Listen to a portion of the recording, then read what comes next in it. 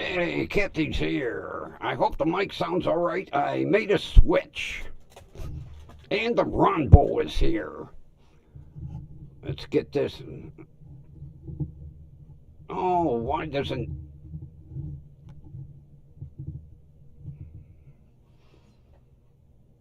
Well, you can almost see it.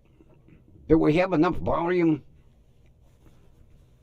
I just swapped microphones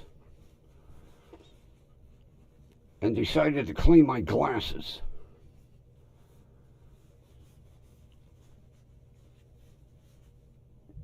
If I have to turn the gain up, let me know.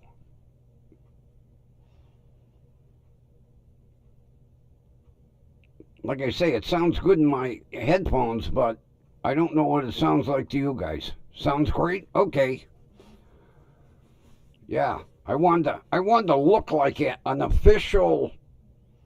Well, I look more like a radio station than a TV station, but yeah, I wanted to put the microphone flag like a real station does. One of the several that I have. I got one for a while. I was doing a once a week news bit I called the dumpster fire, and I've got one that actually has a dumpster on fire. Of course, idiot has to be in the picture. Notice I got his good side. Yeah, I like the dumpster fire. Although this thing is huge. This is more for a handheld microphone than for hanging one up. I got another one around here somewhere.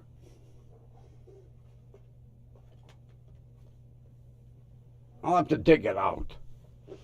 You like the setup? I'll keep it for a while then. I mean, it's more like a radio station setup. Actually, it is, because when just before, and Kathy, you should remember John Lanigan, just before he retired, I got to visit the station. Matter of fact, I actually sat right at the desk, and all the microphones were set up like this. It was, I'll tell you what, it was the coolest thing, because I thought I would be sitting in the studio, and during a commercial break, John went, "What are you doing sitting over there? Come on over here. There's a chair right there." I was like, holy shit. I didn't get to say too much, but, and the whole thing is, they had a camera in the station. I called 3 people and I said, please, video. Save me that moment. You think any of them would? No. Oh, hang on a minute. Ow, ow, ow. I got the ear stud in. It's poking me in the side of the head.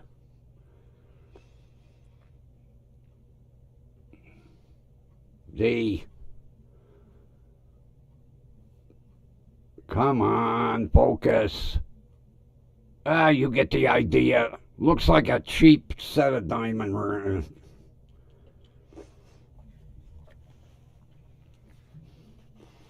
Well, oh, gee, I didn't even boot the tablet up. Well, it's going to take us a little longer to get started. Let me boot the old tablet up. Although I did remember to charge it.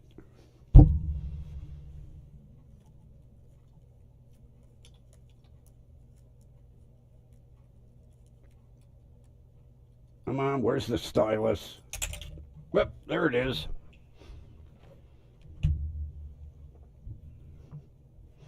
I'll tell you. Well, let me get things organized here, somewhat. I wish I could turn this a little better, but it picks up.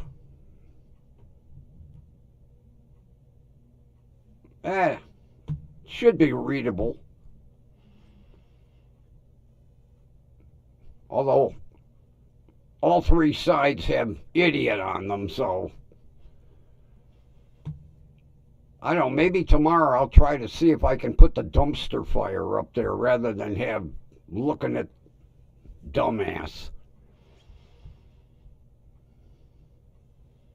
You can tell who ordered these. It wasn't me. Just like the ID cards.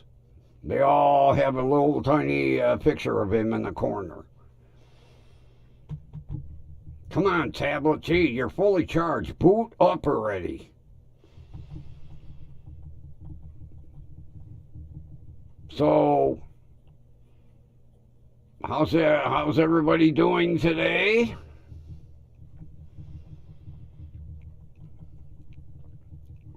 Why are we vibrating here? Oh, I forgot to tighten it. Forgot to tighten up the. Easy. There. I forgot to tighten the arm. Come on, tablet. Jeez.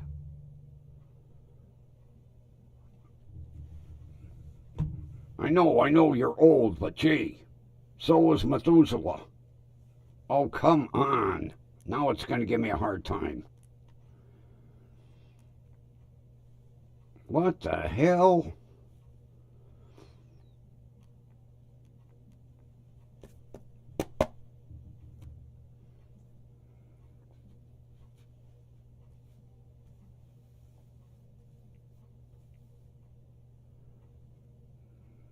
Damn thing.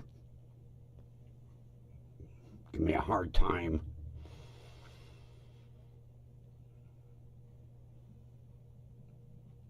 Well, gonna get yourself a Christmas present, huh, Ron? Since basically you're like me, you know, the only person buying the Christmas present is me. For me. Although maybe I'll buy Boots a bag of treats. What am I looking for?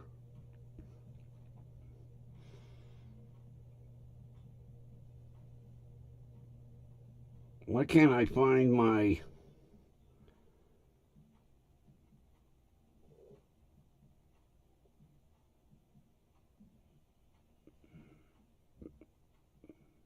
Come on, where is it?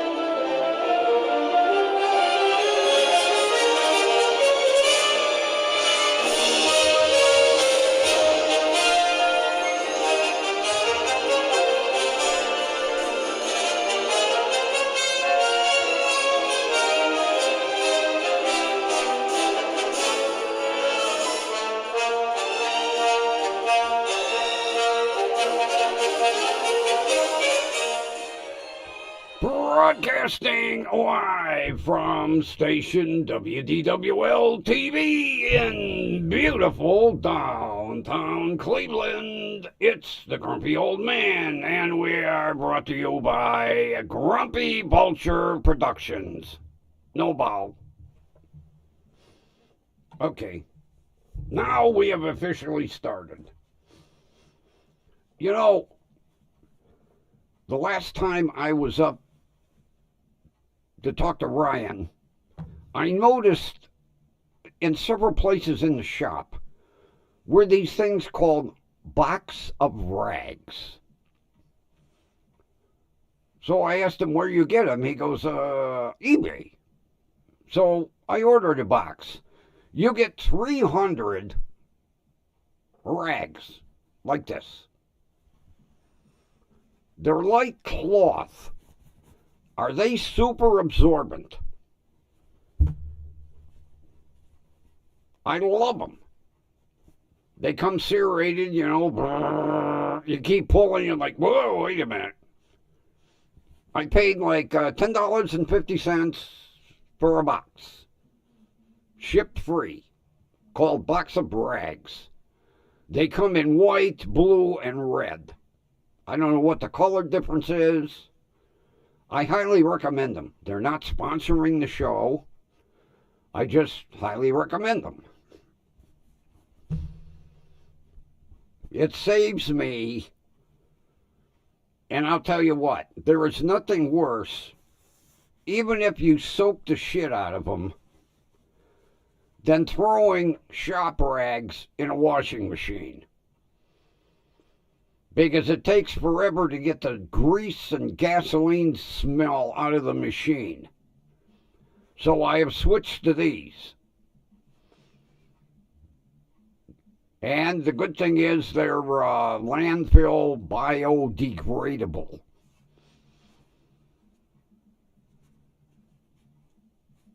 Box of Rags. You can get them at the Homeless Depot if you want to go in the store and buy them. But the Homeless Depot, I think they get like $18. You know, they got to get their cut.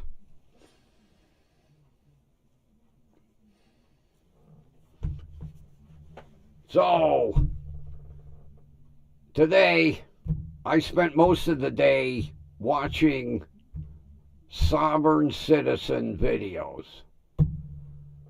Oh my God, these people are idiots. Although,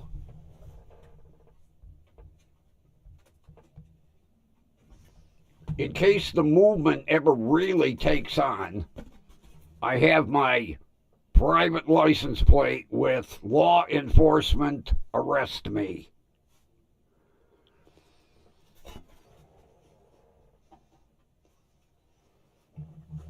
I can't believe people that from first grade are educated on the Constitution and all the laws of the country and the laws of your state, and how they can believe that just going on YouTube and watching a couple of videos that laws don't apply to them and they don't have to register their cars, they don't have to have driver's license, they don't have to have insurance. I don't get it. I don't see how somebody, and it's people of all ages, I don't understand how their thinking can get so warped. Although, most of them that get pulled over have suspended driver's license.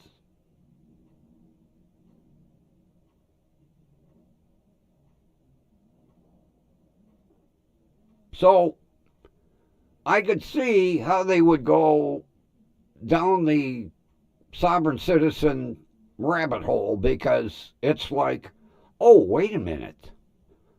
If I follow this guru, I don't really need a license. I don't need insurance because I am not in commerce. One of the videos I watched was a Connecticut state trooper. And he says, you're driving that, and the guy, no, I am traveling. And it's not a motor vehicle. And the trooper said, it's powered with an engine.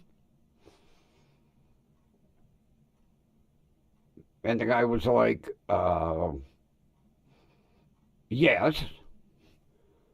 And you are sitting behind the steering wheel. Yes. So you're driving. No, I am traveling. And the trooper said then, oh, did you, before you left the house, you filled your gas, your fuel tank with cooking oil? And the guy said, no. He said, well, this is a gasoline vehicle and registration pays road tax. So every time you buy a gallon of gasoline, and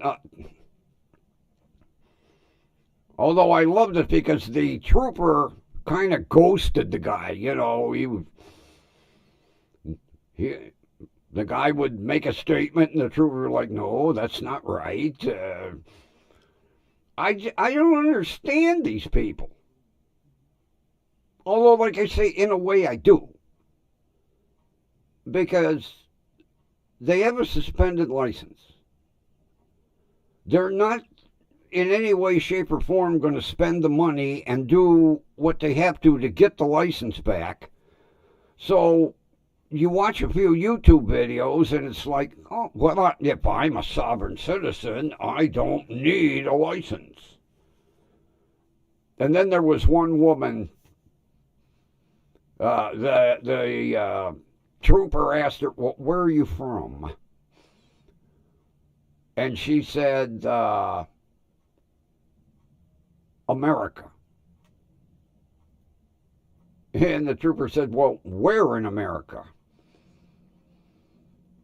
And she said, I am not from the state of Illinois.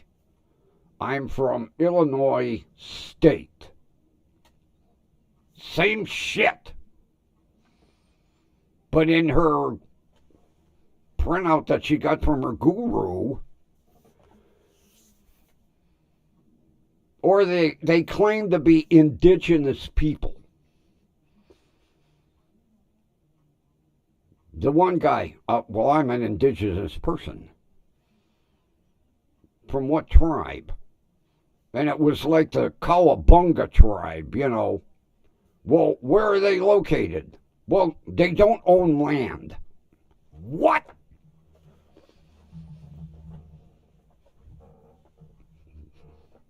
Most of the tribes own casinos. I don't understand how they can think it never works. Although I love when they say, well, I went to court and I won. Well, you went to court and the case got dismissed because the prosecutor didn't want to waste time on you. Although this is where I think prosecutors should not be reelected. Because too many of these prosecutors dismiss these cases. And then the movement thinks that they're winning. And they're not winning. The case got thrown out. You didn't win. The prosecutor just didn't want to waste time on your ass. Well, if I'm voting for that prosecutor, I want him to do his job 100%. Oh, have you watched Judge Fleischer when I remember watching Judge Fleischer and this guy pulled the sovereign citizen shit. And Fleischer turned to his bailiff and went, I've been waiting for one of these. And everybody in the courtroom was like, what? He goes, I've been waiting for a sovereign citizen. And now I have one. And boy, he shut that guy down. But he was happy. He was like, a sovereign, I've been waiting for one of these. 90% of the judges shut him down pretty quick. They really do. There have been a couple of judges that have let these people off. And I would tell people that live in this judge's jurisdiction, don't vote for him. You saw Fleischer with that one? He was excited. God, you would think somebody gave him another fish for his aquarium. Speaking of, have you ever seen his aquarium?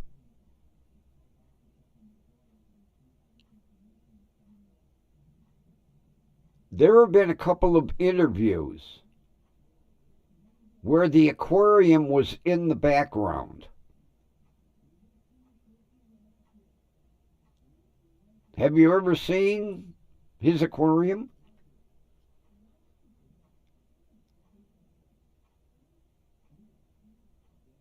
He has. Now, the aquarium only has one fish in it. But this fish is extremely hard to raise in captivity. And this fish has got to be at least 20 years old. It's a bump head cichlid. It's called a bump head cichlid.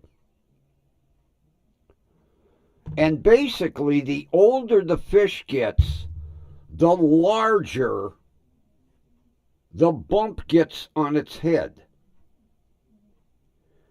And the fish that Fleischer's got, oh, it's got a hell of a protrusion off the top of its head.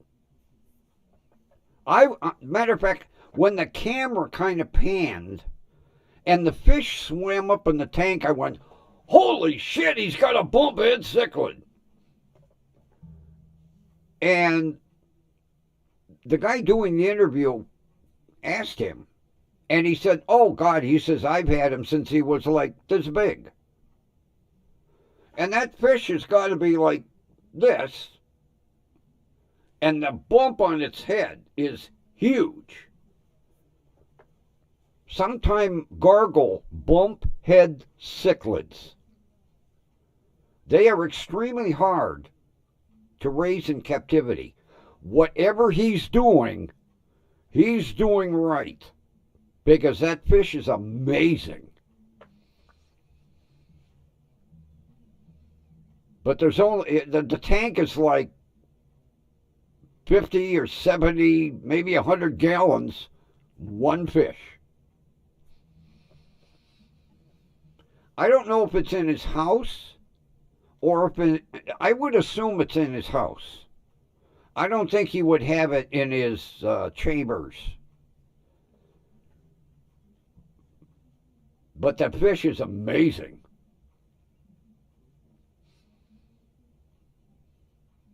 But Fleischer's cool. Oh, I love watching him. He's almost as cool as Pre-Trial. Although, she has calmed down quite a bit. Since she got banned from YouTube, she's kind of toned it down, which really pisses me off. Because I love when a judge just lets go. I love when a judge don't take no shit off anybody. Like Judge Mogan or Judge West, Judge Stevens.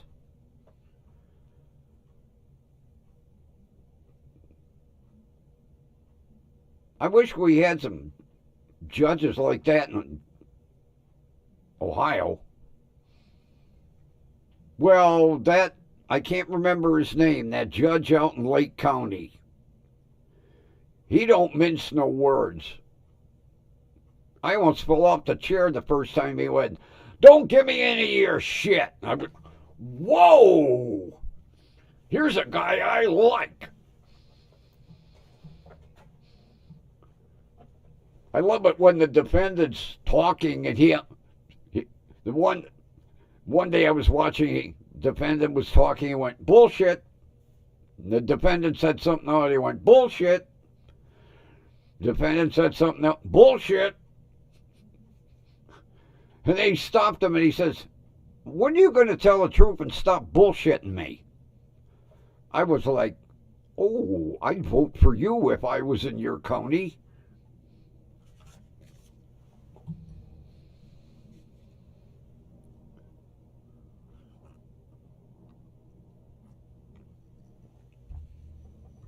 I can't remember his name. He's in Lake County.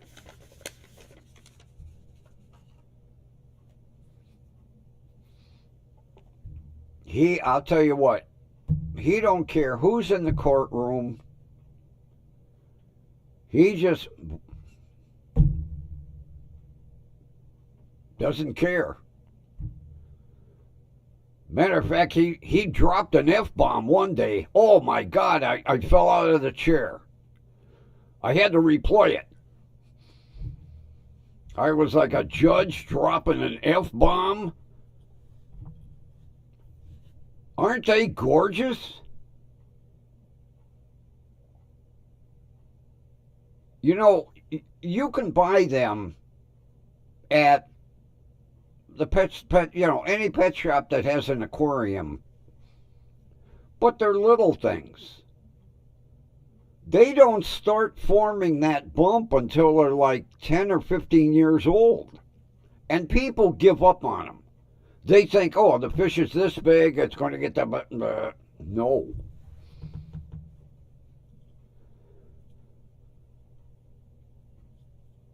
They are, and I'll tell you the one that Fleischer's got is beautiful.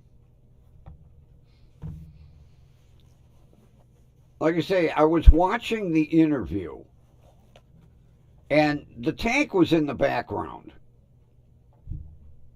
And when the fish came into view, I almost banged my head on the monitor. I went, holy shit, a bumphead cichlid. And when they're that big, pet stores don't sell them. Because those are breeding stock. You will never find a full-grown bumphead cichlid in an a pet shop unless you're willing to pay $5,000 or $10,000.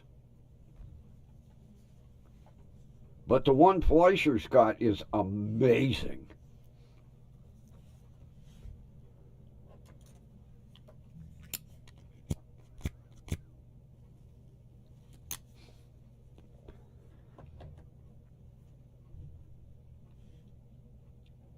I like him because every now and then he'll bring his kids to court. Like it's his day to babysit, And you talk about kids with manners.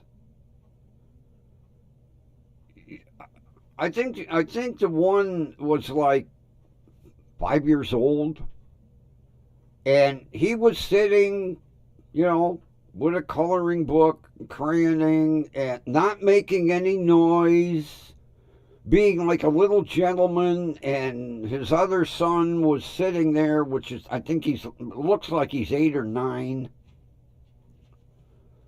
And the kids sit in the courtroom, and they're happy. Matter of fact, the one asked, can I have a juice box? Dad reached under the desk, and here you go. Unbelievable. Kids that age, they'd be running around the courtroom, throwing shit, screaming. Not his. And I like when he gets a DUI, and he goes through the story. But, my wife and I have date night. And for, $50 at a push of a button, I get my Uber. He says that way He said, I can drink like a fish and not have to worry about it. And he made the comment one day, he goes, I get hammered when I go out. He must be a hell of a drinker. But like he said, he pulls up his cell phone, push of a button, $50, go anywhere.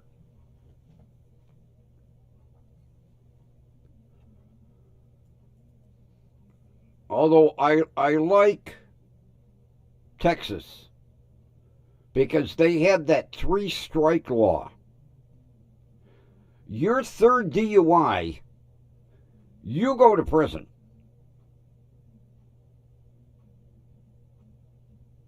Not like, I think it was May or June, a woman got arrested in southern Ohio. It was her 12th DUI.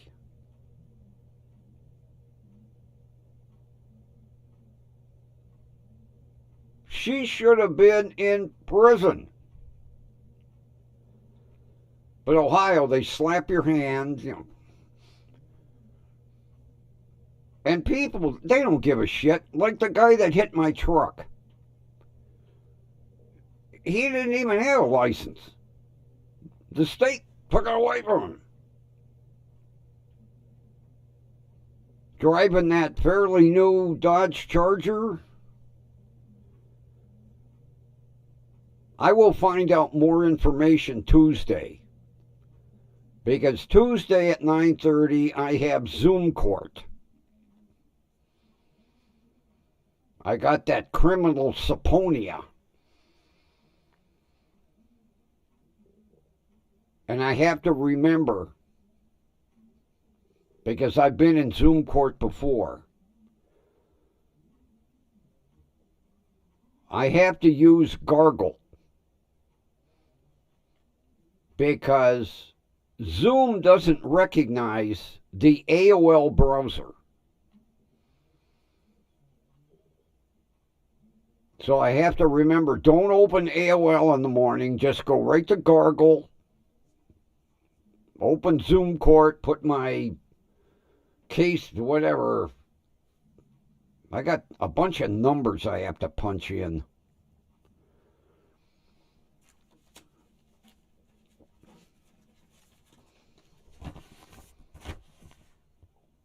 I have meeting ID number and then password.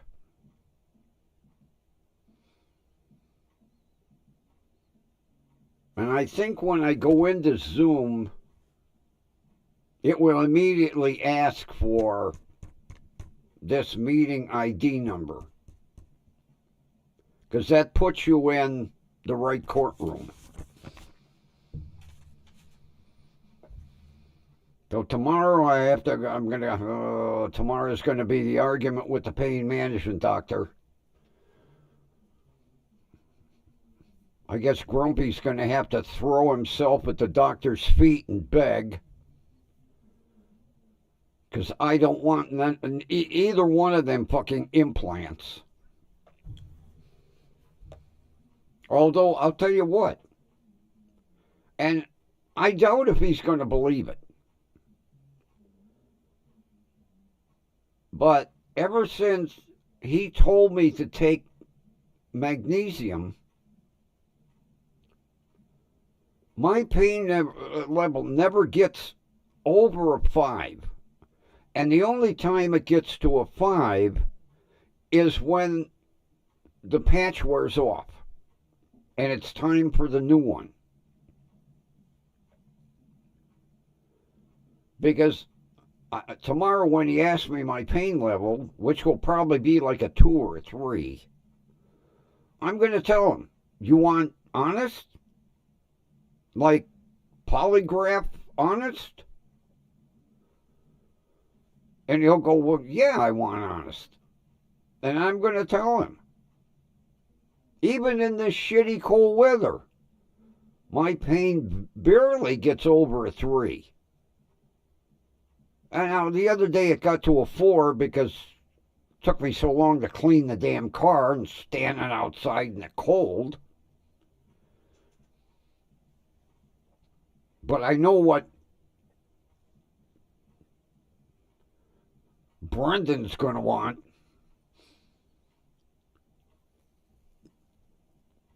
It's going to be a bit of an argument, which I will probably lose.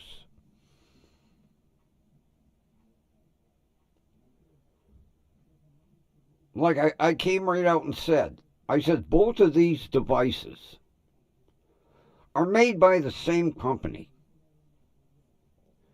You cannot convince me that the hospital is not getting a hell of a kickback from this Medtronics because they are the sole supplier to the hospital for these two devices. And they do several a month.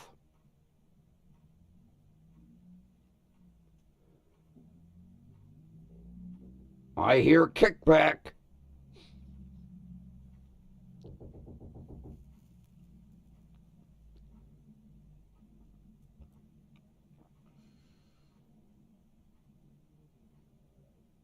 So it's going to be a hell of a appointment tomorrow. It's going to be a busy 3 days. Pain management appointment Monday, criminal court on Tuesday, El Shrinko on Wednesday.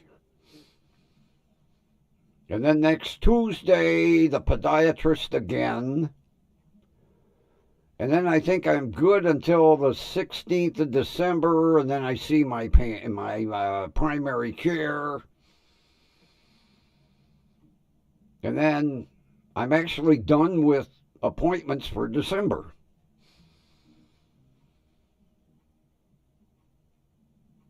The only one I know right now that's in January is my optometrist.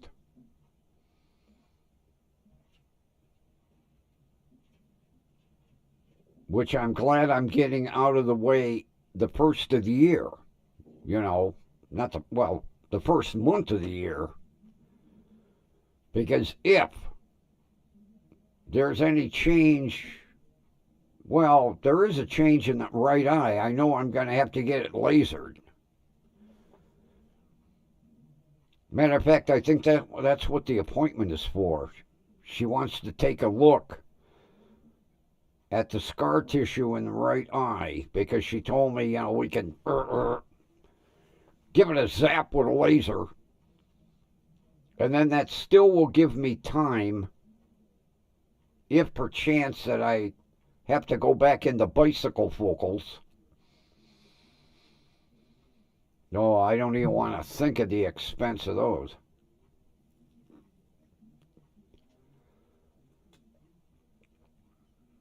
Although, I did look on, what the hell is it, iBuy Direct? EYE, iBuy Direct. Their prices aren't too bad. It said something like frames and bifocal lenses at $95. Well, I could see what the frame is probably going to be for $95. You'll look like Poindexter,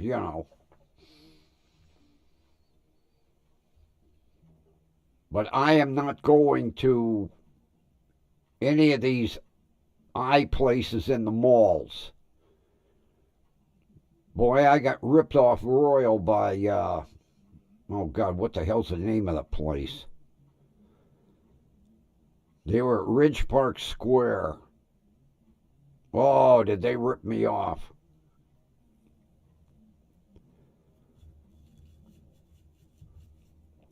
So that broke me of going to any of these brick and mortar places anymore. I'll be doing mine over the internet. I'm trying to think of the one, Warby Parker. They send you like a box of 5 frames, and you can try them on, see how you look in them. And then if you don't like them, you ship them back. They send you 5 different ones. Although, I think it was I Buy Direct. They had a neat thing. You allow your camera to go to be you allow them to use your camera, and then you pick a frame and you can virtually try it on. I was doing that. I was like, oh, this ain't bad, you know. And then you pick another one, and it's kind of cool. You just pick a frame, and next thing you know, it's on your face. Yeah,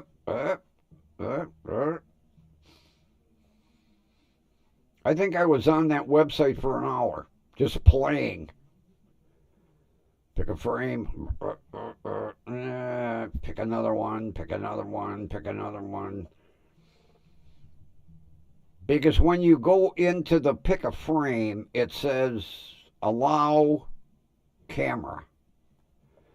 And then my camera turned on. I was like, who did that?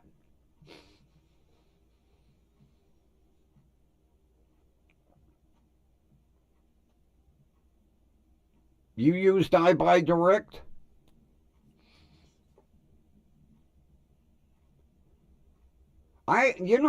I've heard a lot of good things.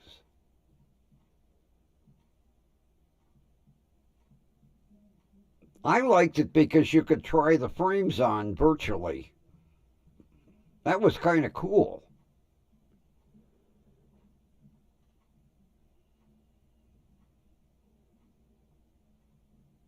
Because I think I didn't get too technical with it. I think there's a section where you stare at the camera and it does like virtual measurements to make sure the frame and everything is.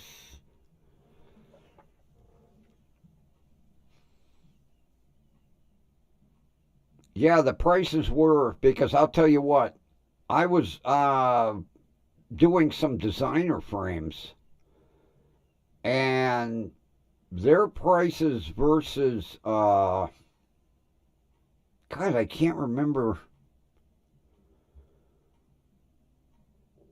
that place in the mall.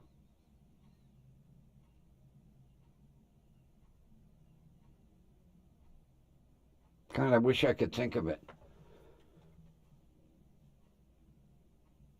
Because I had gone, they have a website, and you could like pre-pick frames. And I Buy Direct was, God, the one frame I looked at was like $190 at this joint. And I Buy Direct had, well, not the exact one, but damn close. And it was like $75.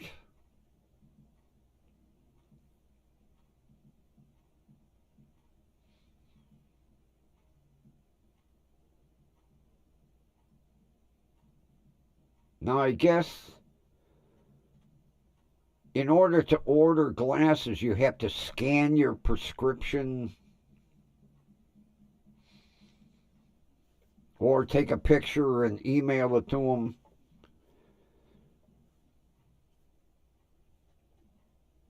I'm going to give them a shot. If I end up having to order, bicycle focals, then I'll use them. But if it's just a change in my reading, then I'll just stick with readers.com. Because I have a couple of pair that are actually Foster Grants. Matter of fact, my blue light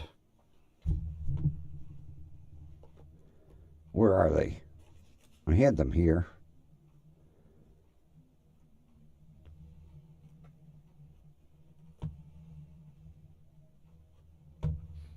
I thought I had them here.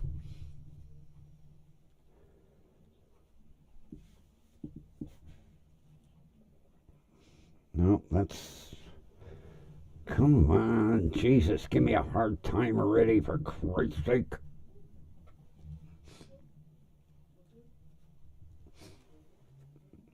Yeah, now I have these.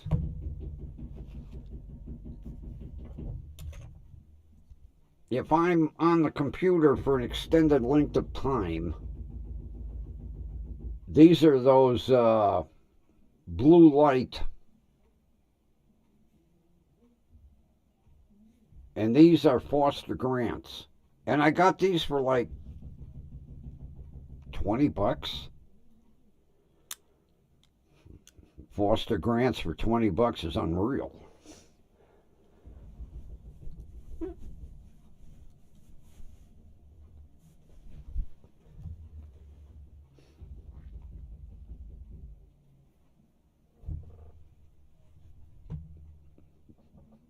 But I won't have to worry about that for a while, you know, because I got to get the laser zap first. And then she'll probably wait a month,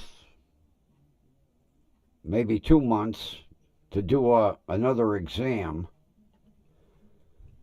I hope they don't change. I hate the thought of bicycle focals again.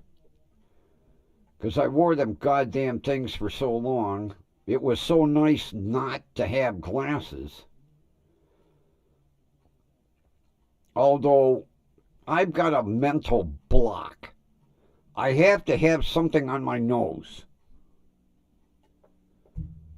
So that's why I wear these.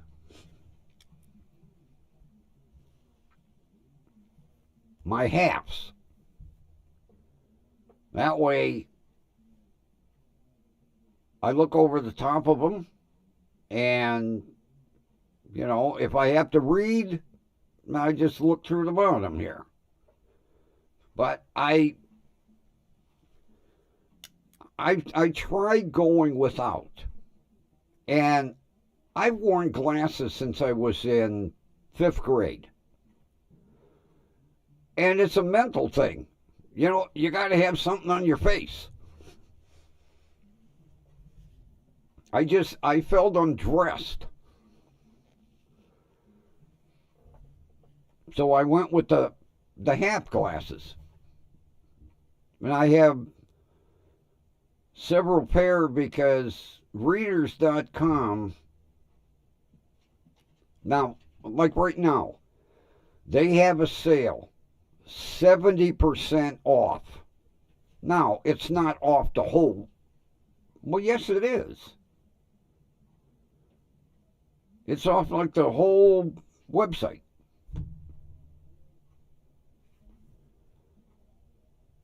So, I mean, like, I was looking at another.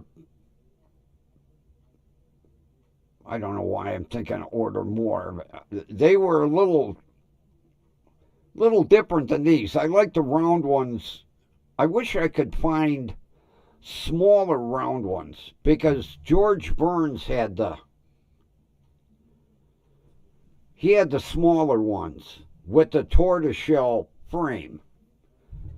And I've been trying to find, these are close, but they're too big. Well, I'm glad I'm not the only one. Because several of my friends thought I was nuts. They were like, oh my God, you know, you're finally able to be free of glasses? I said, that's not the point. Because, you know,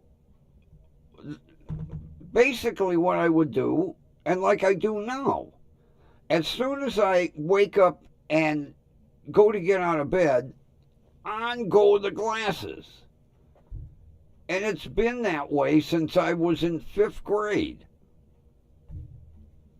And I think I went a week and I was like, man, I feel naked. And Marianne was like, oh my God, you should be jumping up and down going, yay, I don't have to wear glasses anymore. I've been wearing glasses for almost 70 years. How old are you when you're in fifth grade?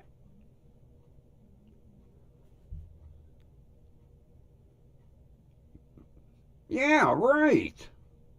But my friends don't think that way. Fifth grade would be what? Let's see. Kindergarten, year 5. First grade, 6. Second grade, 7. Am I doing that right? Kindergarten, 5. First grade, 6. Second grade, 7. Third grade, 8. Fourth grade, 9. Fifth grade, 10. Yeah, it's got to be 9, 10 years old. So, yeah, if it's 10, then I've been wearing glasses for 64 years. It would be like getting up and not putting on your pants. You know, and I do it without thinking. I wake up, I go to sit up in bed, and the first thing I do is I reach over on my nightstand and put on my glasses. I don't need them.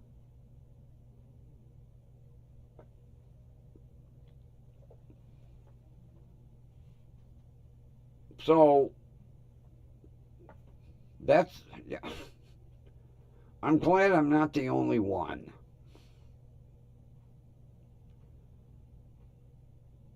Because several of my friends think I'm nuts.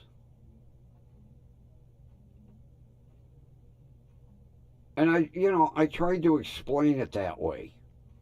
I said, you get up, you you you put on your underwear, you put on your shirt, your pants, your socks, your shoes.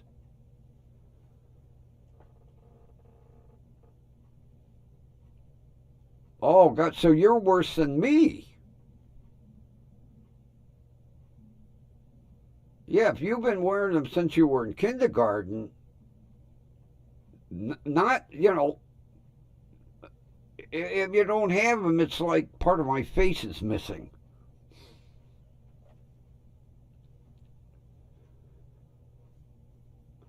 But my friends think I'm nuts. Like, my buddy's wife. She got her cataract surgery, and her doctor said, well, you don't have to wear glasses anymore. As a matter of fact, her correction was so perfect that she don't even need them for reading. And she was like, oh, God, I couldn't wait not to wear glasses. And she'd been wearing glasses since grade school. But with her, it's a different thing. It was like, look, I don't have to wear them anymore. With me, I'm like, shit, part of my face is missing. And it's like, that's what was wrong.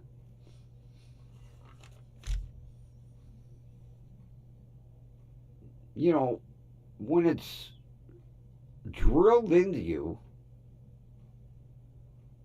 that you need to wear them. Now, when I first got them, I hated the thought of wearing glasses. Because when you're in grade school and one day you come in wearing glasses, oh, you're a bookworm or Coke bottle eyes, or even though they're not Coke bottles, but every kid makes fun of you. Oh, look, four eyes. That was the big one. Four eyes, four eyes.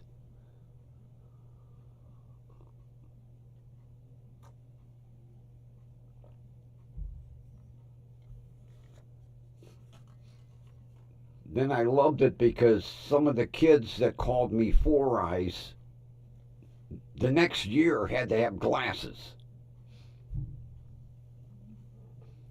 It was like, oh, look who's Four Eyes now.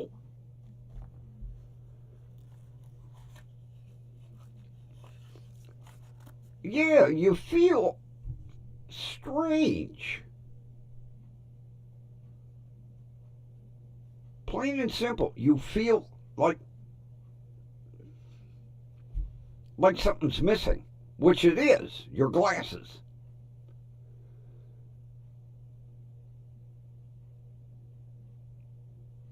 I mean, for that first week, I was like, man, something ain't right here.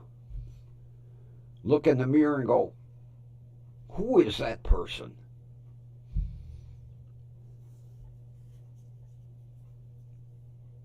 And after a week, I immediately went on readers.com and ordered me, I think, 4 sets of the half glasses. And then I felt normal.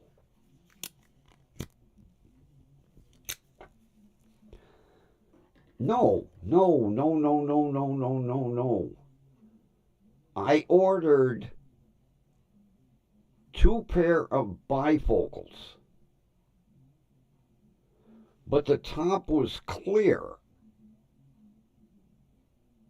And I really felt normal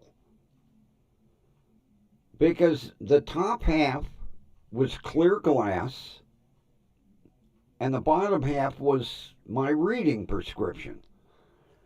And I was like, oh, I feel good again. And it's a mental thing because the top half are like looking through a window in your house.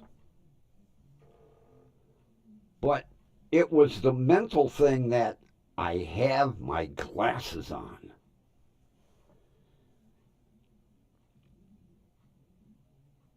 And Julie was the same way. After her cataract surgery, she said, I can't be without glasses. So I showed her mine. I said, look, they're clear glass at the top. She went right on readers.com and ordered, I think, 3 pair. And when they came, she stopped over and went, look at this. I said, do you feel better? She went, yep. But everybody else, like Marianne, she's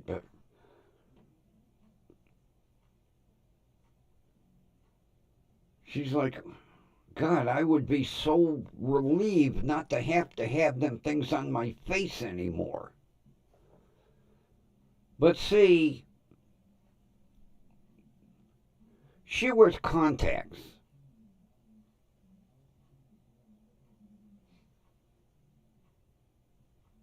When you start wearing contacts, you get over the I'm missing something from my face.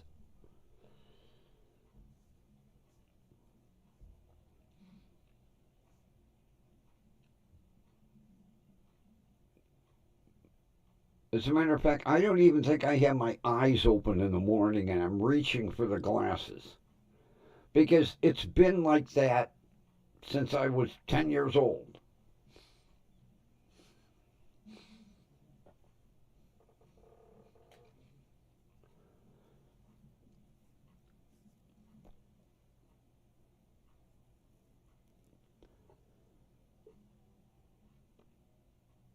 Matter of fact, I think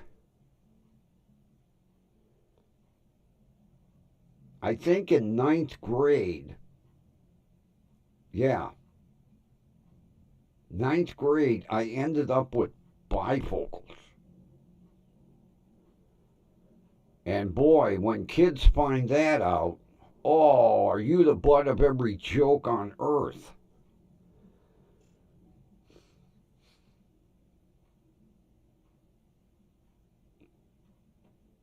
Kathy, I was the same way.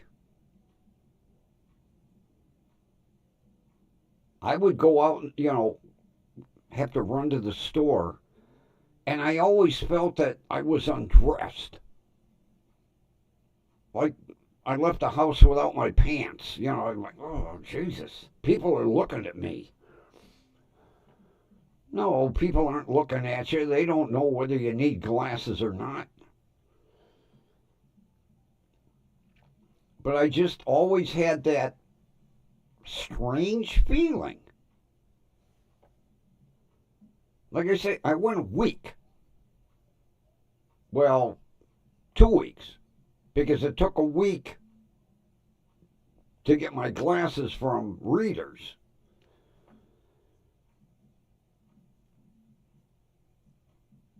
And it's hard to explain to people.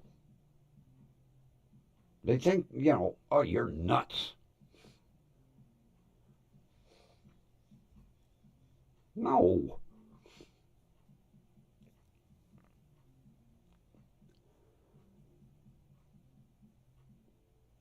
It's like I say, it's like putting on your pants. I'm walking around without glasses. I feel like I don't have, I'm undressed. People are looking at me.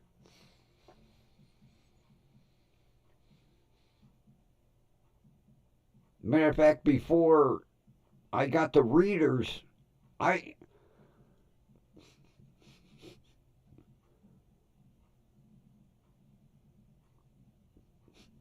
you're going to think I'm really crazy here.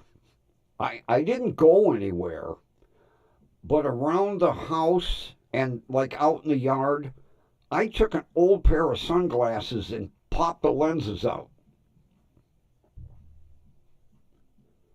because I didn't want sunglasses in the house. And I'm walking around with empty frames on my head. I'm like, oh, I feel good. Now, I wouldn't go grocery shopping. People are going, you don't have no lenses in them glasses. Really? Oh, shit, they fell out. Maybe they're out in the parking lot.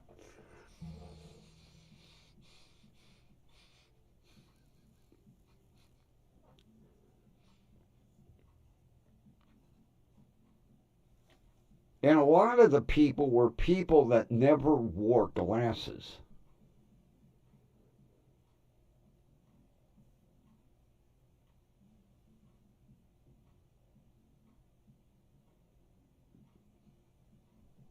Yeah, even there. Even your girls knew something. Who is that woman? I mean, that's basically, when they're looking at you, that's what they're. Who is that person? Put some. Get dressed. You can't go out in public like that. Then you put your readers on and they're like, oh, it's mom. Then they tell you, there was a strange woman in this house. She kept telling us she was our mother, but we didn't believe it.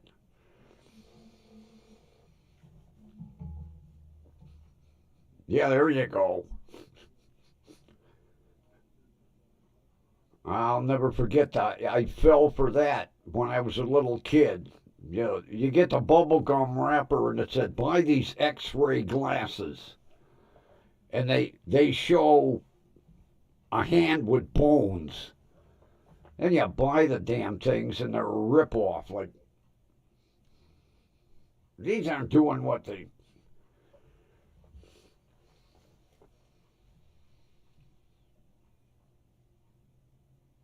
Like every kid back in the day with Kellogg's in Battle Creek, Michigan. They envisioned Battle Creek, Michigan.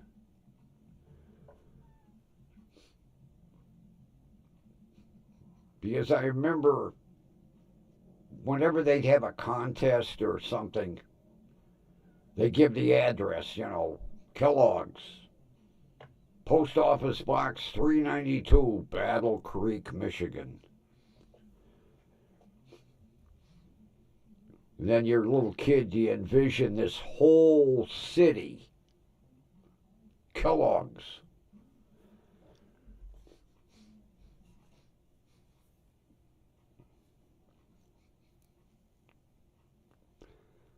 I mean, Kellogg's is still there, but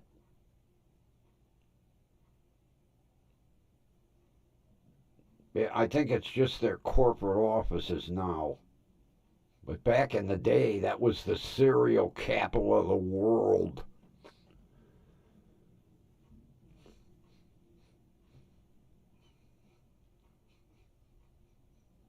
I always wanted to take a trip up there. Take a tour of the Kellogg cereal plant. And you know, as many times as I was in Michigan, I'd get home and go, God damn it. I knew there was somewhere I wanted to stop. Always, I'd get up to Michigan and forget about Battle Creek, Michigan.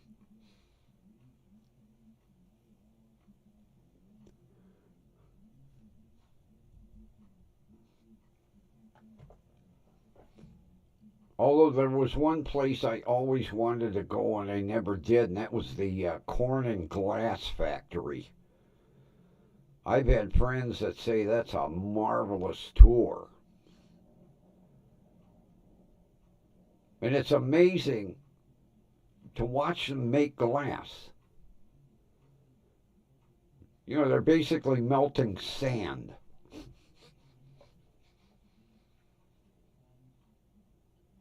And then you see these big flat sheets roll out, and like, wow.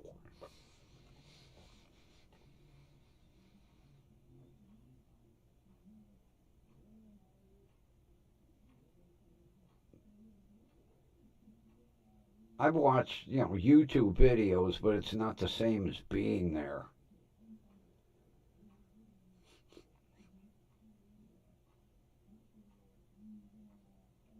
And then there was another place where they did nothing but glass blowing. And it's amazing to see them put a blob of glass on the end of a pipe. And although I'm sure it takes a lot of wind.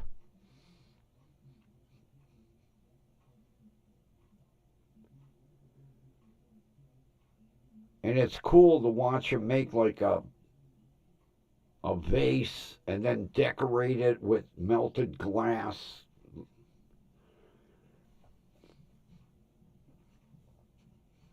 That's a lost art.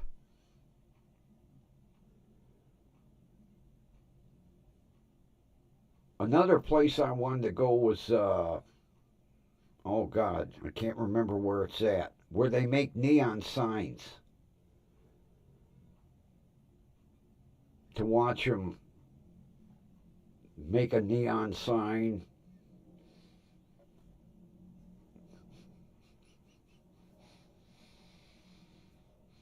All the places I wanted to go and never did.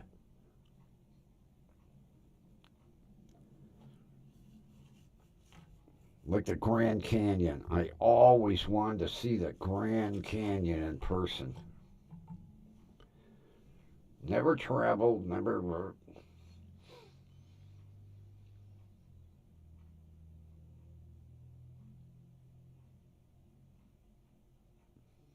Well, I went to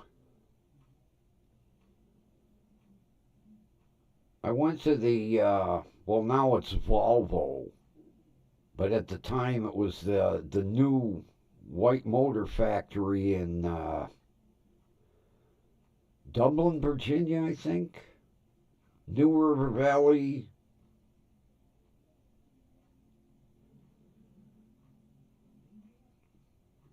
Is it New River Valley or Dublin?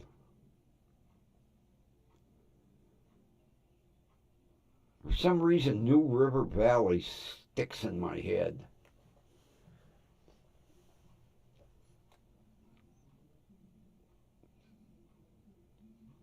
Man, goddamn Volvo couldn't wait to wipe the white motor name off the frickin' trucks.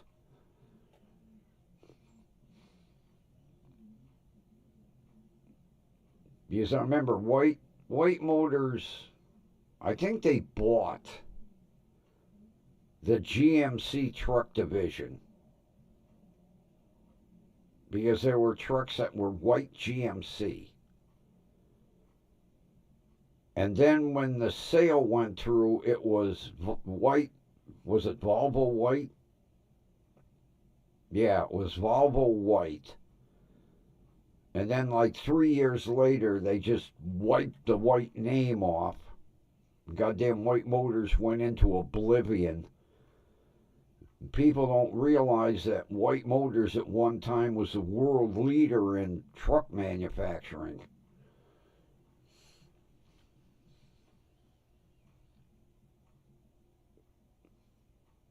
The main office is still there.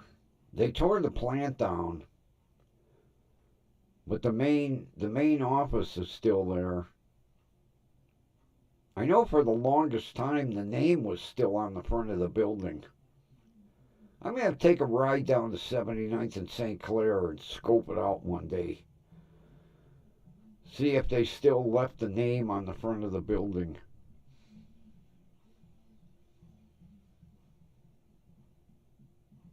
Because I remember they dismantled the water tower and they put a truck up on it. You could see it for miles. They had a white road boss up there. Because I remember they had to calculate how much weight that the support for the water tower would hold. Because they had to take, like, they gutted the cab of the truck. There was no engine in it. They took all the guts out of the axle assemblies. I remember they had to really lighten that truck up in order to have the crane put it on the base of that water tower. And it couldn't weigh over a certain amount.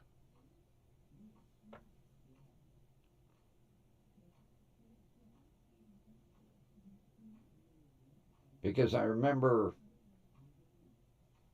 my father had the paperwork. He had brought it home one night. And they had to reduce, like, they were like 50 pounds over. And he was like, well, let's see, what else can we take out? And they took I remember they took the hood latches off the side and they bolted the hood to the cab. And then they took an extra cross member out.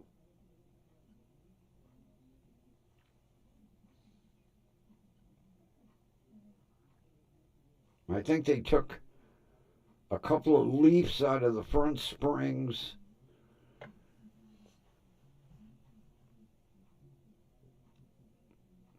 I don't remember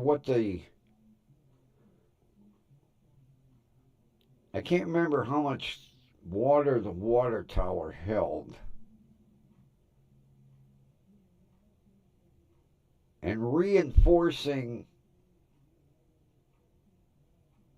the framework for the water tower was out of the budget.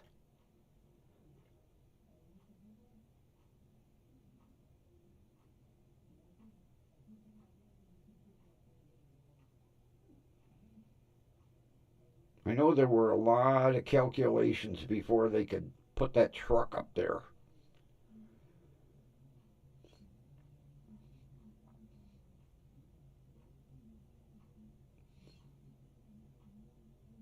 Because they literally bolted that thing down. That was another thing, yeah. They had to calculate the wind gusts coming off the lake and all that shit. I'm thinking, now, the water tower was full of water. The water tower withstood wind gusts. You have now taken the water tower down and you put a truck up there. What's the wind got to do with it?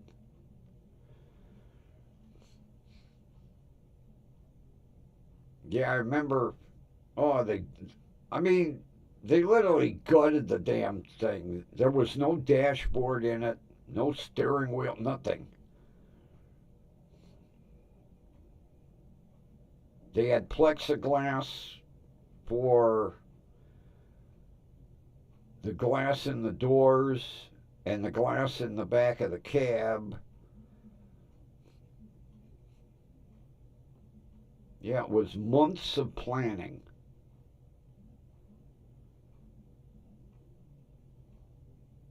And then when they tore the plant down, they took the truck down and crushed it.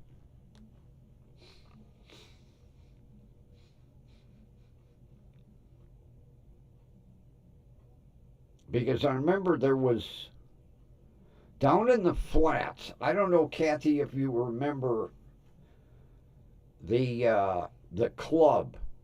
It was called the Cleveland Creighton Trucking Company, and they bought a truck cab, and that's where the DJ played his music from.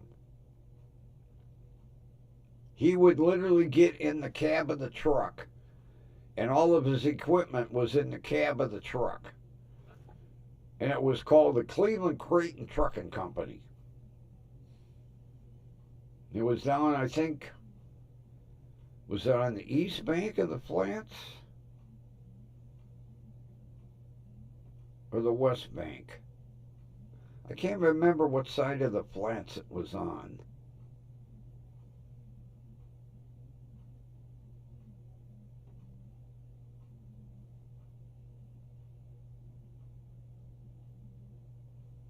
Because I remember once they had, matter of fact, they had a private party for White Motors a couple days before the club opened. And we were able to go down and see the fruits of our labor, you know. But here's this big honking road boss cab, and the DJ's equipment was in there. He'd open the door, step in, close the door. And I'm trying to think if there was a hood. Yeah, I think what they did was they cut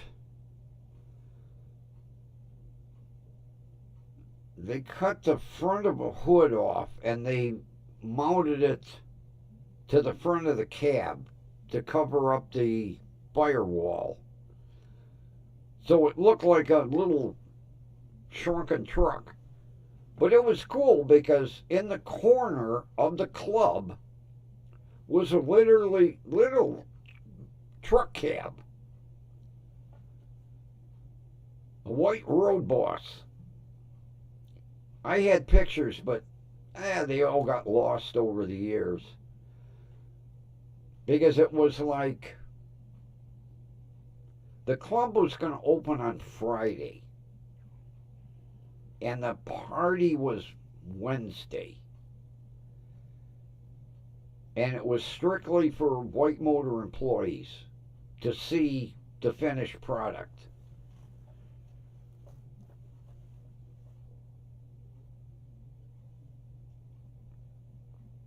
I don't know how long that club lasted.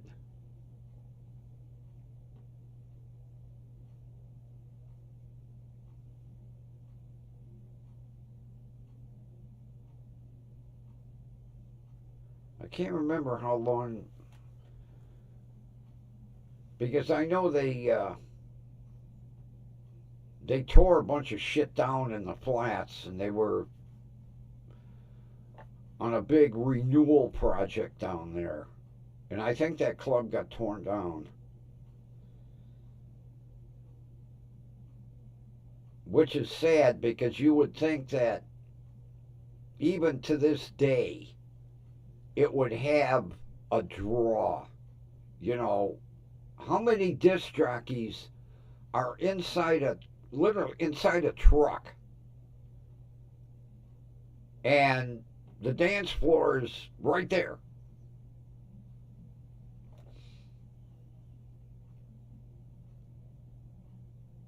Like, what the hell was the name of it? 100th Bomb Group restaurant that used to be out by the airport. Now that was cool because that was all basically Army theme. They had jeeps and tanks parked out front, and you went inside, and it was like going inside of a bunker. That restaurant was cool. I liked 100th Bomb Group. I really did. I went there many times. And then when they did the goddamn airport, originally, when they built the new runway, it was supposed to go over Brook Park Road. Actually, Brook Park Road was going to go down under the runway. And I don't know, something got all fucked up, and they ended up building the runway east and west instead of north and south. And they tore all that shit down for no reason because the goddamn runway didn't go the way it was supposed to. Because they were supposed to tunnel under Brook Park Road. There was going to be a big fucking tunnel, and the planes were going to land over the top.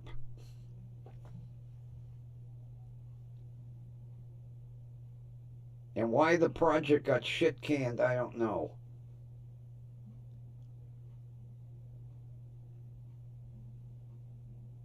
I don't remember. All I remember was people were up in arms because they tore they tore down like 8 streets worth of houses. They displaced all those people, and today it's all fucking vacant land. Well, they did build the car rental, but there are still streets off of Rocky River Drive that are just open. They tore all the houses down, and then they never extended the airport the way they were going to.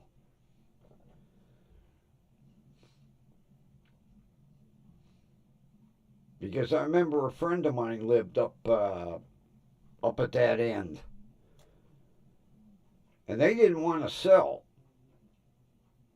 And finally, it came down to the point where they were like the last house on the street. And the city said, well, either you sell or we just fucking take your house by eminent domain. And they were like, oh, okay, we'll take the money. Because had they taken the house by eminent domain, they wouldn't have got nothing.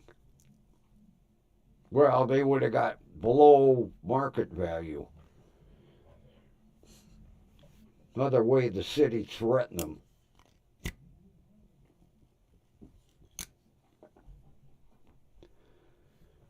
You know, we're talking back in the 80s. So it was like, well, either you sell us that house for 60,000, or we give you 10,000 and we just take it. Ooh, okay.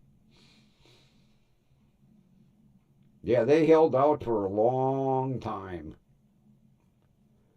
And then finally the city said, either you take the offer or we just take your house.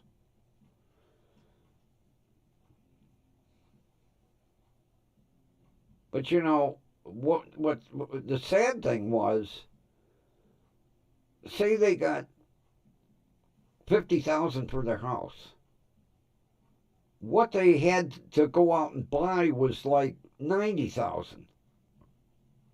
So they didn't gain nothing.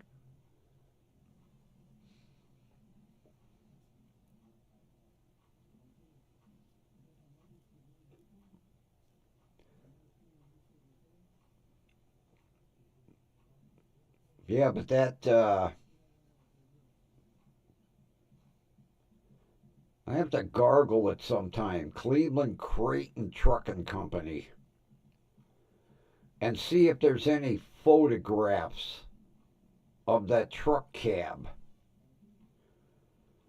Because mine are gone. I lost so many albums of pictures. It's amazing the shit you lose when you move.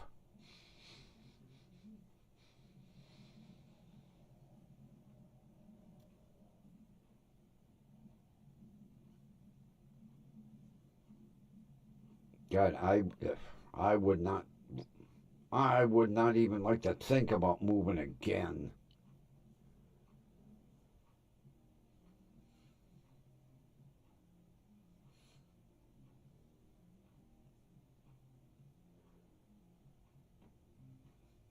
Because I remember I had gotten rid of a lot of shit.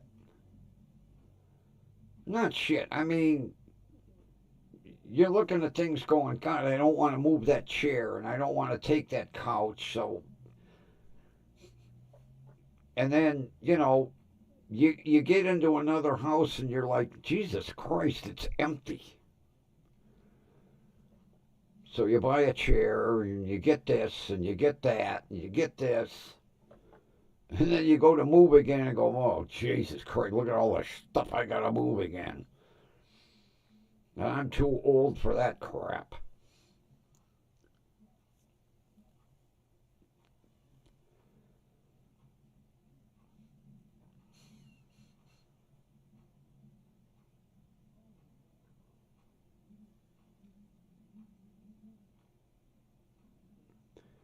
Yeah, Kathy, when they were going to do that airport expansion project, people, oh, they got shafted left and right.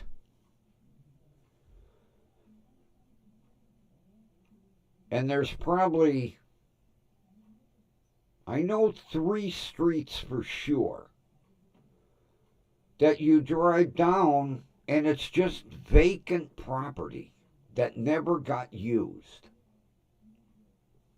I don't know why they haven't built houses again because the airport is not going to expand anymore.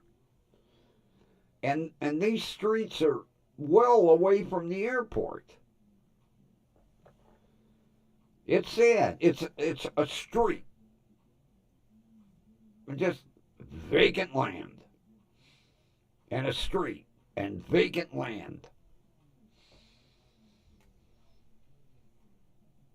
Although you can't drive all the way down because they've got it all fenced off, but You can go about a third of the way down the street. Because I remember right where my buddy's house was.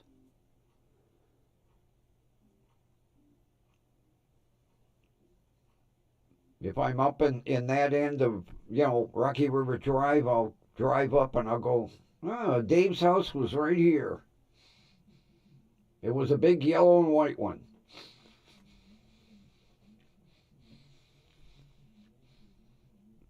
Matter of fact, I don't know where Dave ever moved because after we moved, I kind of lost touch with him.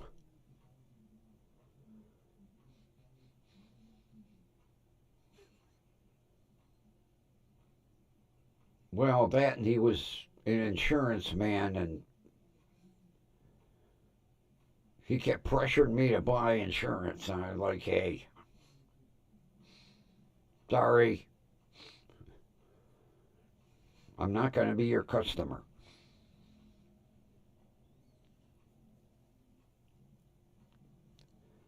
He was one of these guys that sold retirement insurance.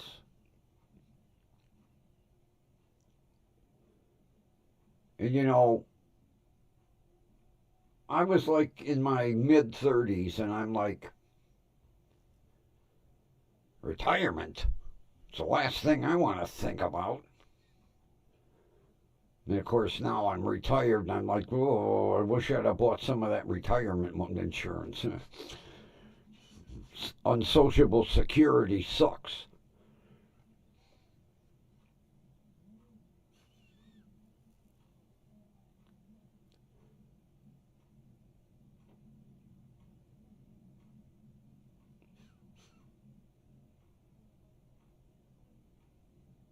Boy, it's hard to believe. As of tomorrow, Christmas is in 24 days. Is that scary thought?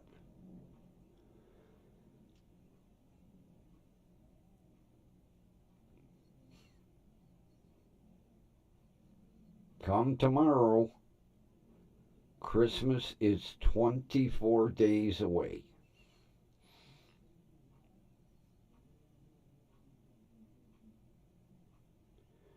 And before we know it, we'll be in 2026. And it'll take me until May to stop writing 2025 on everything.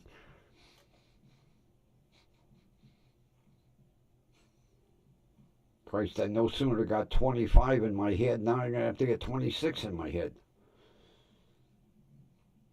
Christ, I remember it was like March.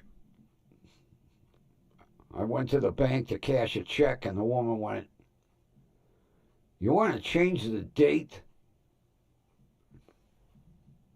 Oh, it says 24 on here. Sorry.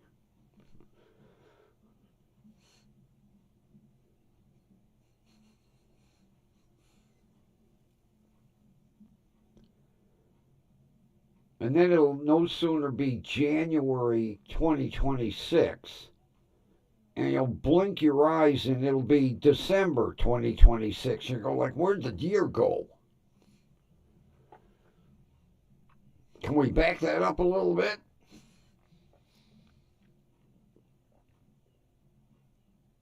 God, it seems like we just celebrated New Year's. And they're going to be celebrating New Year's again. There's a lot of truth to the old saying, the older you get, the faster the days go by. And there's a lot of truth in it.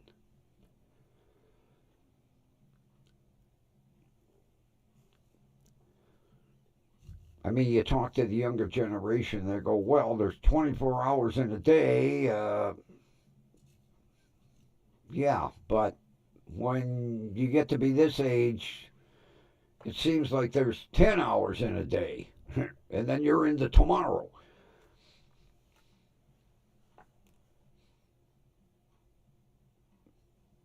Sometimes I thank having insomnia. I get to be up longer. Because I was reading an article this morning. I think they said up in Alaska, they're on their like 90th day of total darkness. Can you imagine that shit? Talk about something that would screw at your sleep. You wake up, it's dark. You go to sleep, it's dark. You wake up, it's dark.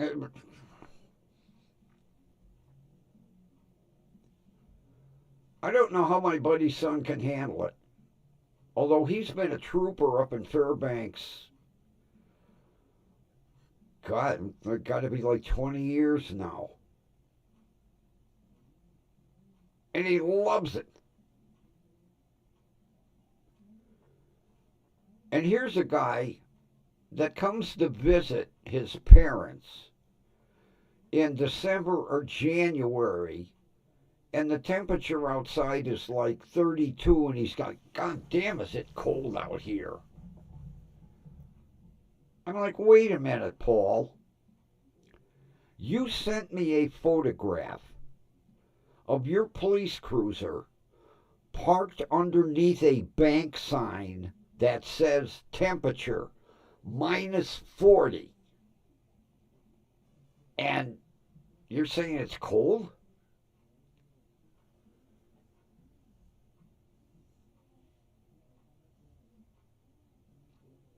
Oh, Ron, I don't even want to hear that, buddy. That's scary.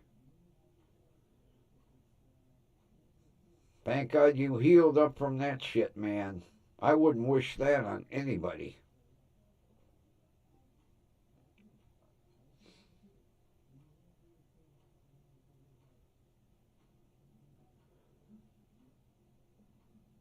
But I like my buddy's son saying, yeah, but in Alaska, it's dry cold. Hey, dry cold, wet cold. Minus 41 is cold. Yeah, he had a guy take a picture. He's standing on the running board of his cruiser, leaning on the roof, and above him is a sign that says Bank of Fairbanks or Fairbanks Bank. The temperature says minus 41.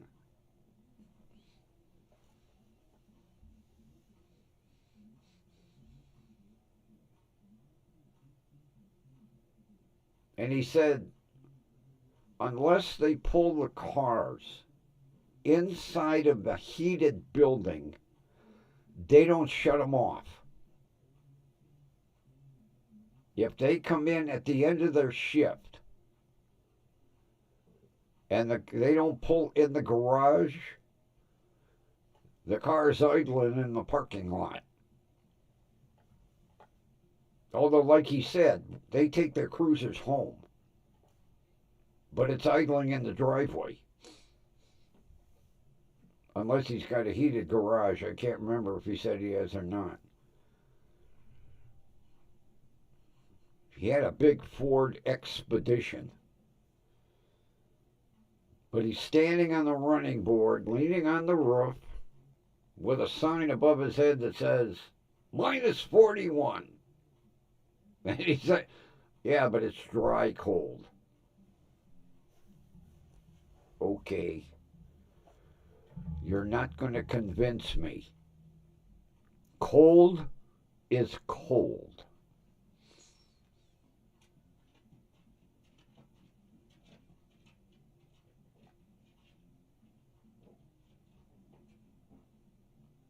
I told him I would like one of their jackets.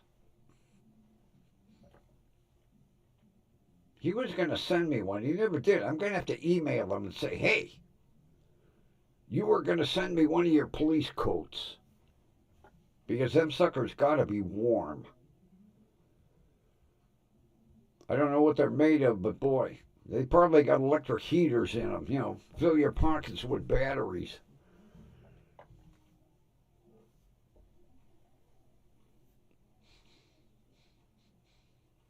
I forgot to spray my conditioner on my beard today. I'm trying to soften it. especially after I straightened it yesterday. Nothing like using a hot comb and straightening your beard and smelling burnt hair. And I'm like, whoa!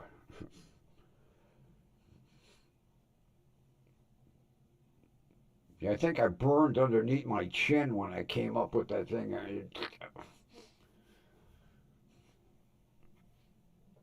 Although this stupid shit here, this gets me. That dark spot in the middle looks dirty all the time. Hey, you gonna wash your beard? Yeah, I did wash it.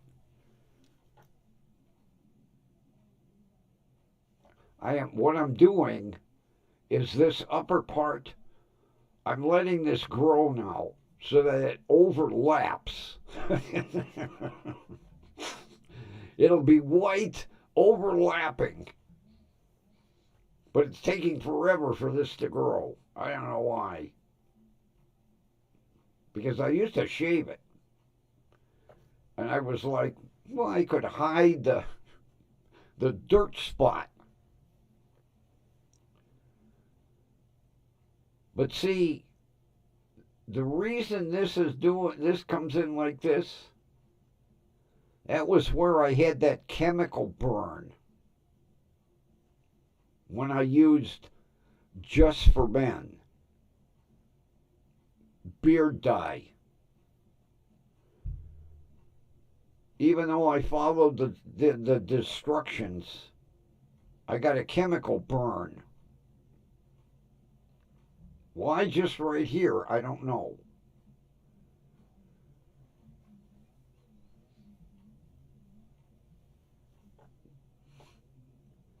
Yeah, I'll never forget that. I'm ringing the cash register and, oh God, what was his name? He was an African doctor.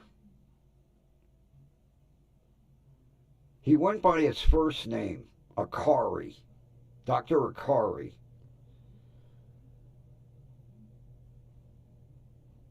I'm trying to think of his last name because he said nobody could pronounce it. His last name was Tichavakunda. Tichavakunda. His first name was Akari. Akari Tichavakunda. And when they page him, the operators could so he said, just call me Dr. Akari. And I says to him, I says, I don't know what the hell's the matter here. I says, I got this seeping going on. He said, come down to the emergency room after lunch. Okay. I go down to the emergency room and he's looking and looking. He goes, oh, you're all burnt. I said, burnt? He said, what did you use? I said, Just for Men. He said, tomorrow bring me the box.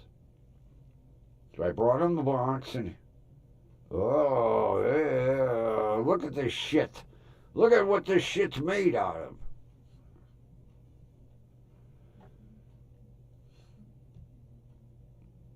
So he prescribed me some kind of cream.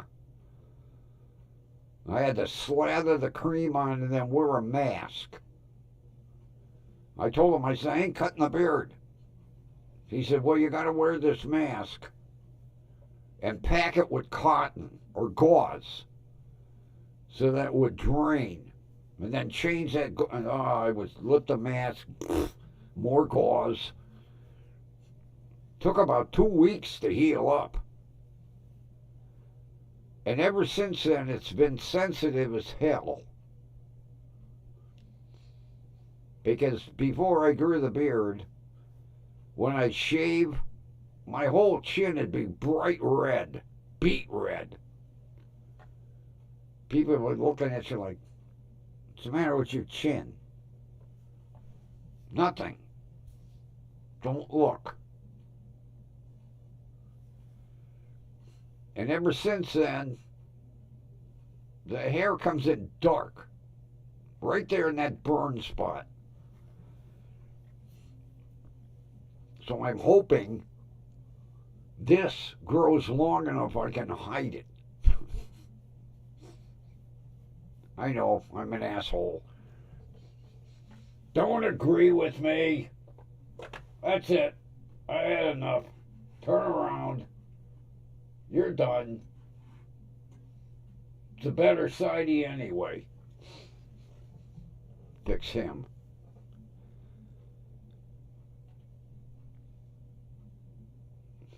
I have to take most of it. Well, I got to take him down. I'm going to cover this up. And I got to take him down. And I got to take the license plate down. So that all this shit don't show up in court. I'm just going to cover this with a piece of cardboard. And get rid of him. He's going. I get, well, maybe I'll turn this so that you can't really read it. Something like that. Or cover it up with paper, I don't know. I don't want all that shit to show in court.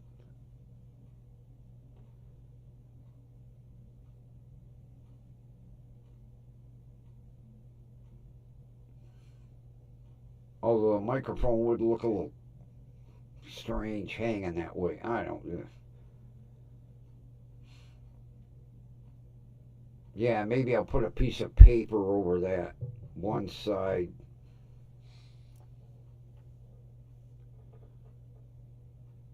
Then I'll sign into the courtroom and the bailiff will say, "What is all that shit?"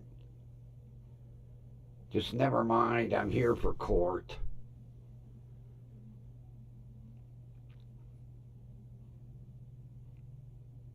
I went to 3 different body shops. They all laughed me out of the place.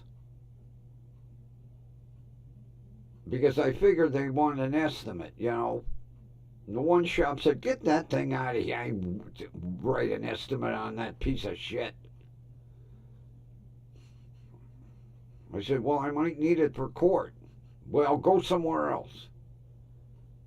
I went to another place and they went, "Sorry. Our books don't go back that far." I went to a third place and the guy looked out the window and went, "Get serious." I said, "No, sorry. Go somewhere else."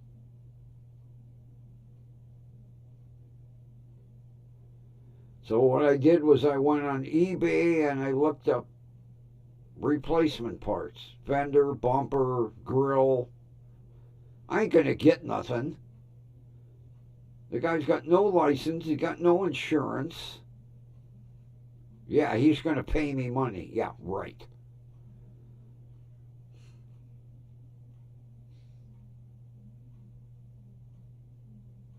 Although, if they, well, they might say, you know, you owe them restitution, and then hold over his head that if he don't make the restitution payments, they can put him back in jail. I don't know. I'll have to see how it goes. I think it's a losing affair anyway.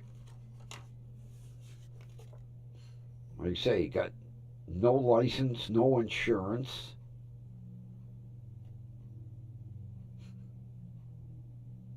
I don't know if he even owned the car.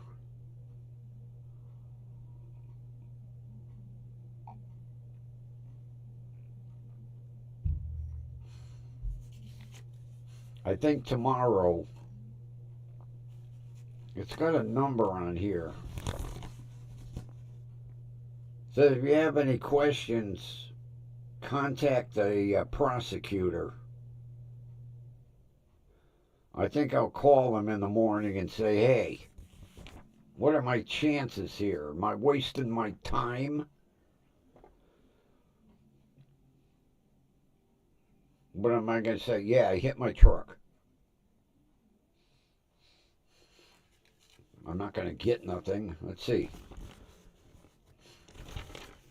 I made a list. Bumper, $109.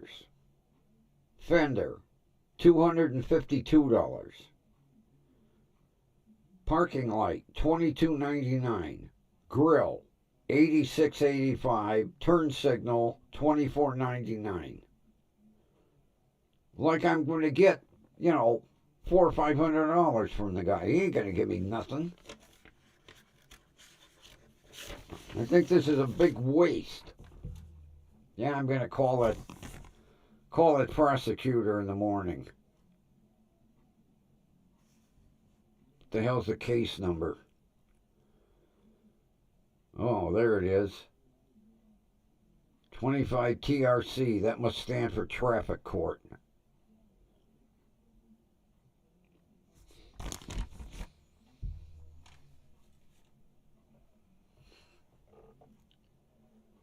I'll be here.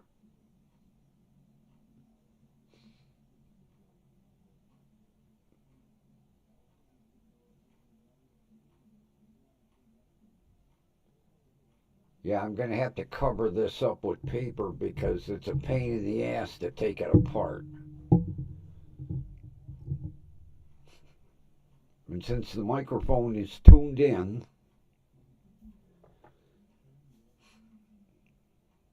if they ask me what the microphone's for, I'll tell them. I have a YouTube channel. You want to watch it? It ain't what you think. Even though it says WDWL TV, I'm not doing the news or the sports or the weather. And they'll say, well, what do you do? Well, it's a virtual coffee table. Kitchen table. It's a virtual kitchen table, and we're all sitting here having coffee. And the judge will say, you're fucking nuts. I know. You don't have to tell me. I'm seeing a shrink once a month. Oh.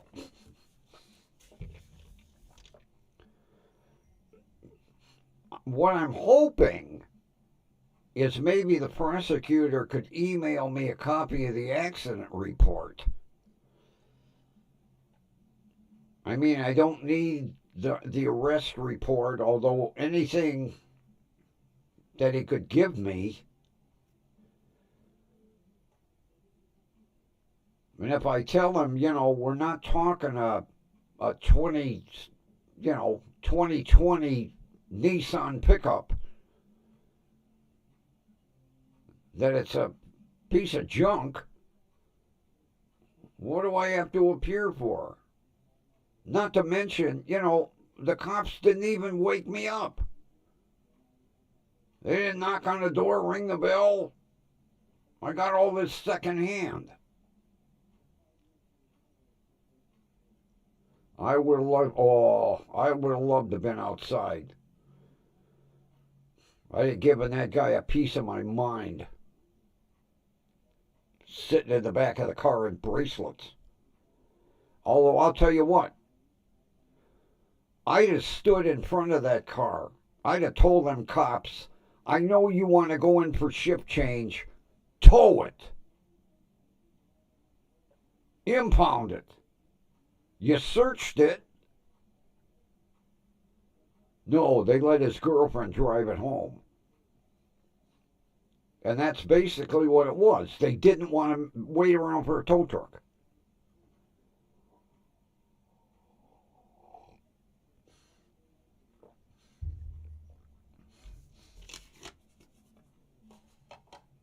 Well, my kids said they did take pictures.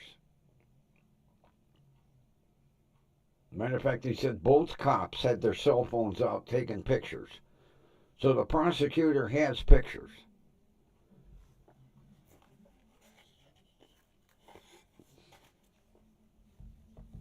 But it was a. It, oh, I raised, I raised hell with the chief, which amazed me. I actually got a response from the chief. I told her, I said, it's utter bullshit. I said, we're not talking 3 or 2 or 1 in the morning, which I would have been up with my insomnia. I said it was 6 o'clock. How did they know that I don't get up like at 6:30? Oh, they were being polite. My truck gets hit in front of my house and you're not going to wake me up? Of course, neither did my asshole kid, so.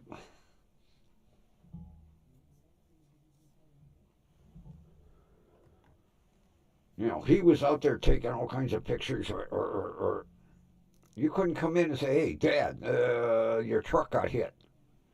I'd have been out of bed, shit, like somebody shot me in the ass.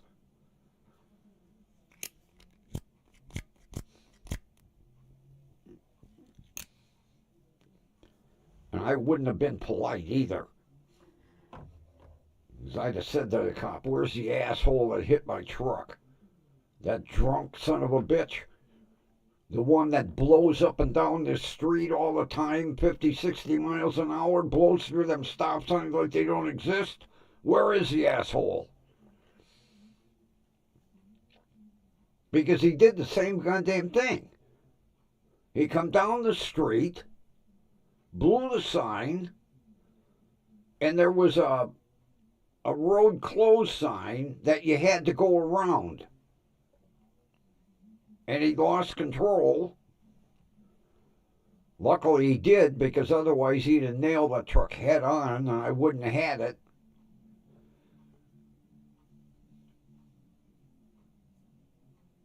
The marks are still out in my tree lawn from his car.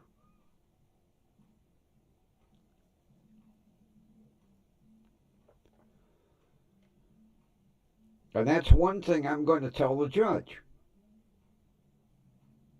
He didn't make a complete stop at the stop sign and then lose control in 20 feet. He come blowing down the street like he did because he thought it was funny to run the stop signs, and being fucking drunk, he lost control of the car.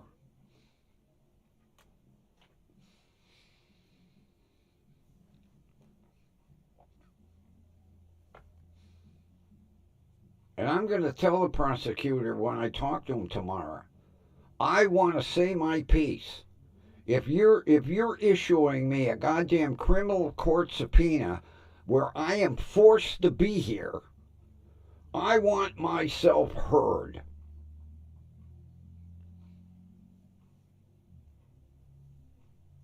And he better not say, well, with just the facts. No.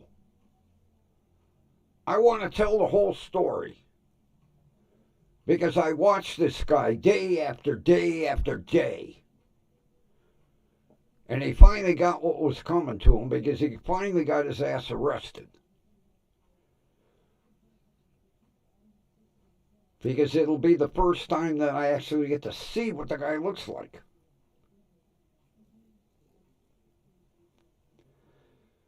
And it would be nice if he was in orange. But I think he bailed out. Oh, he better appear too. Oh, he better appear. Oh, that's all I need.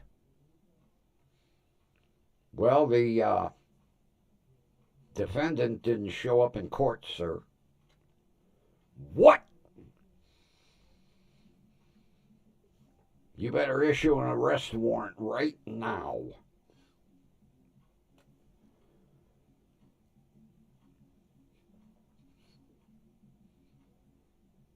with multiple DUIs, there's a good chance if he did bail out, he won't show.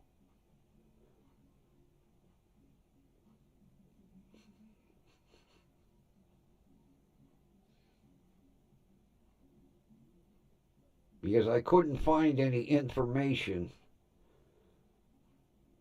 whether he was still, I doubt if he's still sitting, unless nobody bailed him out. But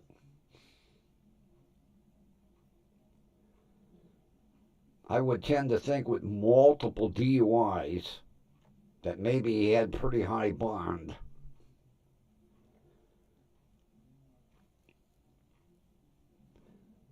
I guess I'll be finding that out tomorrow when I call the prosecutor.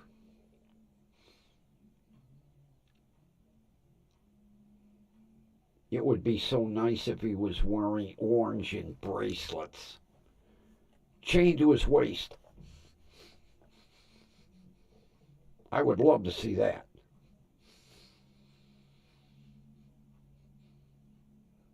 Although I haven't seen the car. A couple days after, it like vanished. After his girlfriend drove it home, I have never seen that car on the street again. Because it was an all white Dodge Charger with black rims. And there has not been one white Charger in this neighborhood since.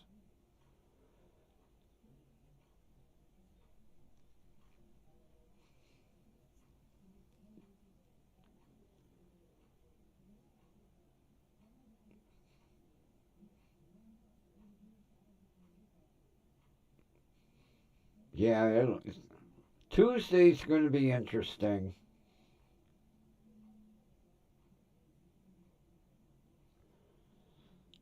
No, but I think once they cut the car loose, I don't think they could run back and impound it again.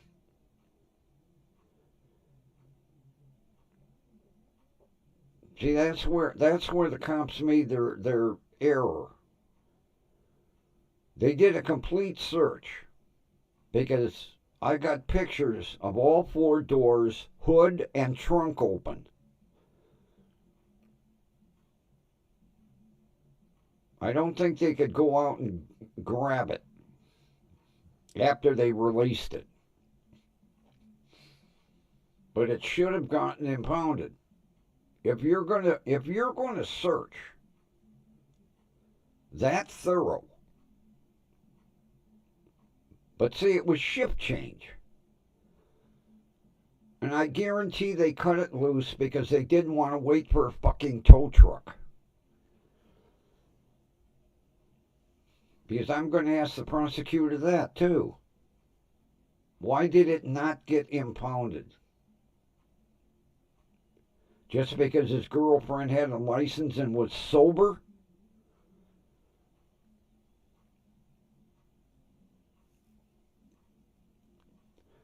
And I guarantee she wasn't 100% sober because if he was drunk, she had to have a few drinks in her too.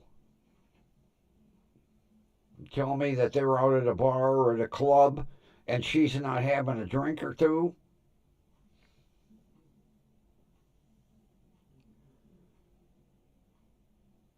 Because I guarantee the accident probably scared her pretty sober real fast. Like, holy shit, what happened here?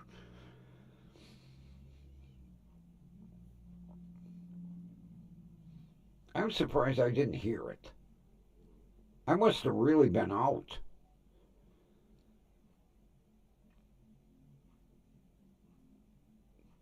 My kid heard it.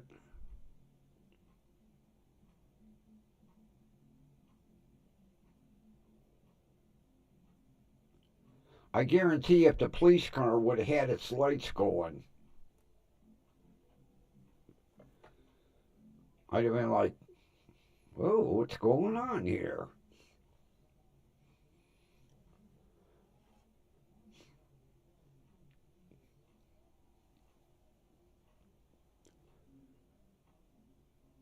Because I remember It was when I lived up the street. It was about 2 in the morning. And something wakes you up. And my whole bedroom was blue. Blue. What the hell? I look out the window,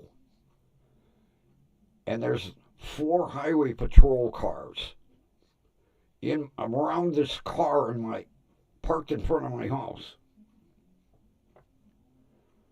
I'm like, holy shit. It was a chase. And they finally got him.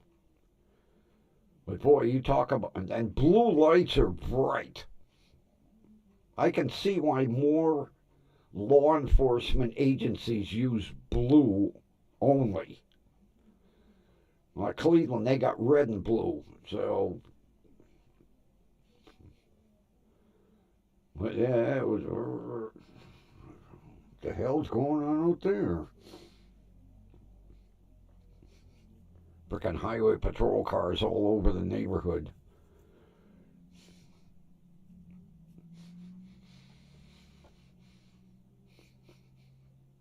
The guy tried to make it home, and the highway patrol come the other way.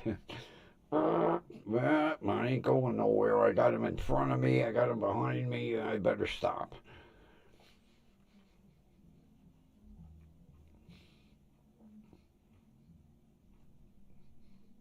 And that car got impounded that night.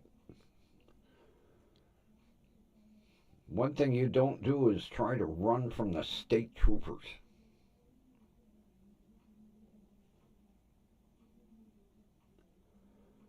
Oh yeah, I understand why they use blue, especially at night. Because red kind of gets subdued. But them blue lights,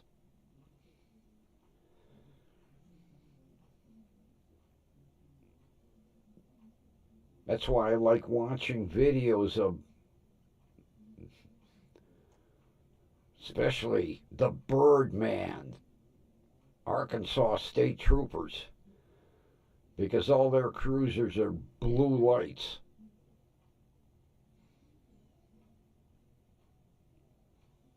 And yeah, you can see them for miles.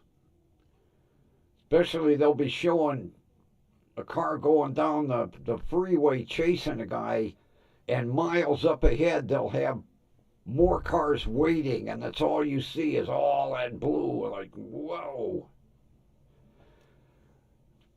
Yeah, I like these people that go, I didn't see it behind me. How could you not?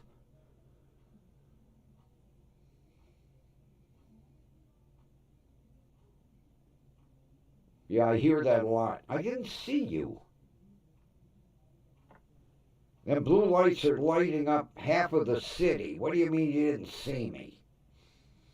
Oh, they were blinding me. That's why I didn't see you.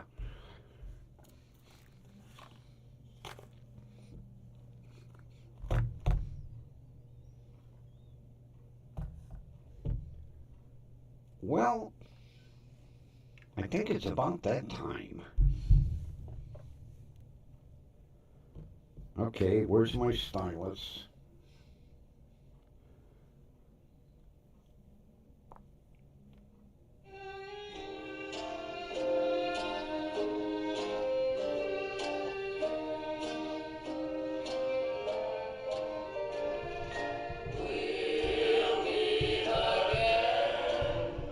We know where, right here.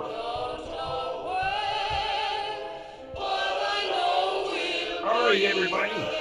Thanks for being here. Have a wonderful rest of your evening.